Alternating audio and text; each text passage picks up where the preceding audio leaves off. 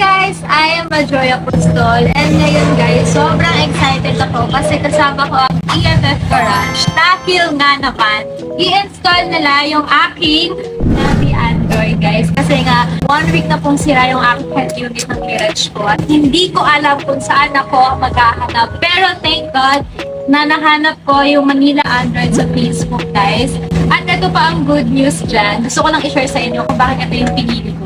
Meron siyang Netflix guys. Meron siyang Spotify guys. Meron siyang Waze guys. Plus yung pinili ko is yung 32GB guys. Kaya sobrang ganda. Plus guys, ito pa nga, isa pang napakaganda guys. Meron silang room service. Kaya ngayon nandito na sila sa bahay ko. Dahil medyo hindi kaya ng schedule na lumuwas tayo. I'm very excited na ako. And mamaya ipapakita ko sa inyo kung ano pa yung mapipicture. See you later! Get in the car.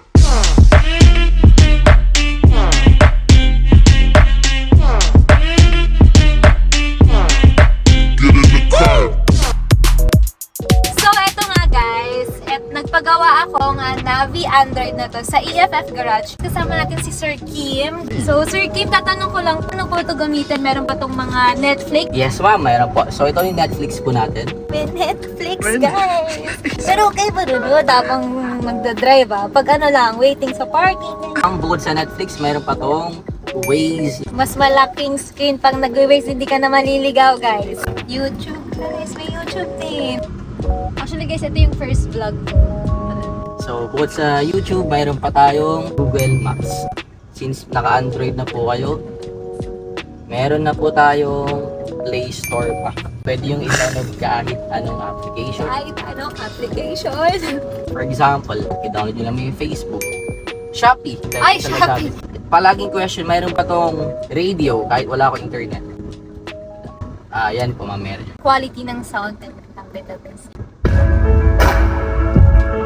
Para tayo nasa bar. Napakaganda ng quality ng sound. Pag for example, nagdadrive kayo, hindi nyo alam gagawin nyo. Magpa-park ka ng Ma'am Mera Joy, pwede kang ibaba mo yung handbrake, reverse mo. Makikita mo yung likod mo.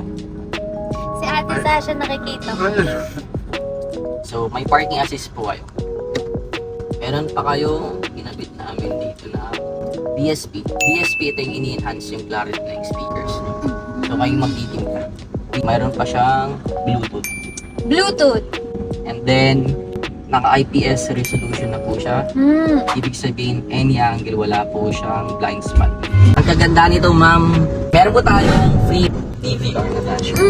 So, Pero Sir Kim, meron pang mas maganda dito. Nagre-record siya, pero may sound. Pwede mo siyang i-record ng may sound, pwede mo siyang i-record ng wala. Makikipag-chismisan ka gano'n. Yung mga marites, i-off mo na lang to. Kung tatanungin nyo kung meron silang website, effgarage.com. Pwede nyo din silang i-check sa Facebook page nila, Manila Navi Android. So, eto na yun guys. Kung nakikita nyo yung kanina, sobrang liit nung screen niya. Pero ngayon, di ba, nag-upgrade. Sobrang ganda. Sorry guys, sobrang saya ako ngayon. Sobrang kinikilig ako dito.